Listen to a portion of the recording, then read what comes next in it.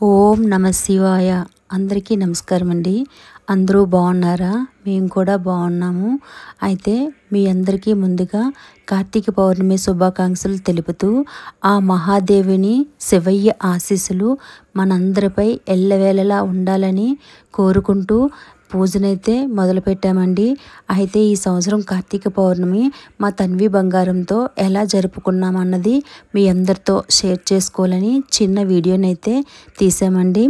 అయితే ఈ కార్తీక పౌర్ణమి అనేది చాలా వరకు కొంతమందికి ఉంటుంది, కొంతమందికి ఉండదని చెప్తారు.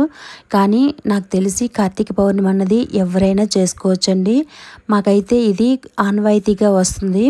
అంటే కార్తీక పౌర్ణమి రోజు పున్నమి నోములు అనేసి అంటారు కదా, అదే అండి. మేమైతే బూర్లు పున్నమి నోము అనేసి అంటాము దీన్ని.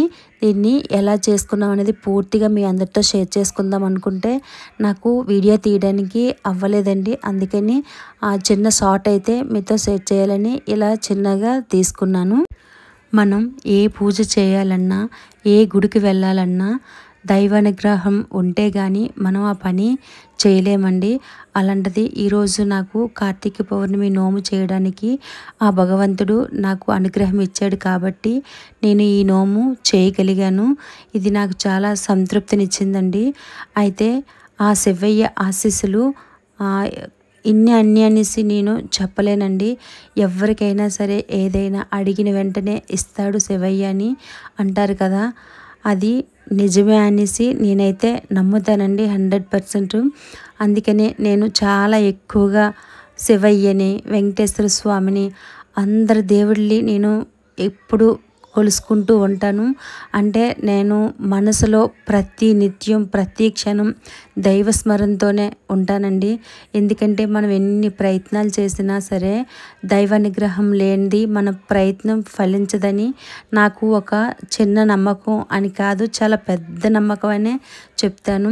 అందుకనే ప్రతి పనిలోని నేను దైవత్వాన్ని చూసి ఆ పనిని దైవంగా భావించి ఏ పనైనా సరే చేస్తానండి.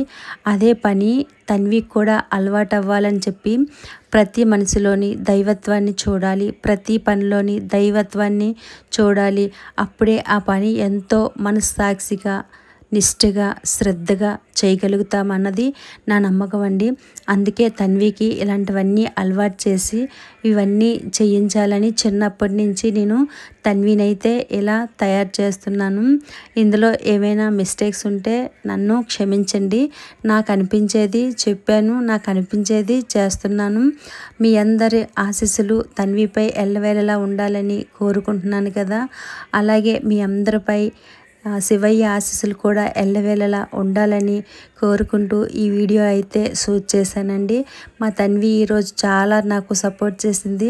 తన భక్తి శ్రద్ధలు చూస్తుంటే నాకు చాలా అంటే చాలా కడుపు నిండిపోయింది. చివరిగా పూజ అంతా చేసుకొని తన్వి పాప ప్రసాదాన్ని స్వీకరించిందండి. తను తిని మా అందరికీ ప్రసాదాన్ని పెట్టింది. ఆ వీడియో క్లిప్పు మిస్ అయిందండి.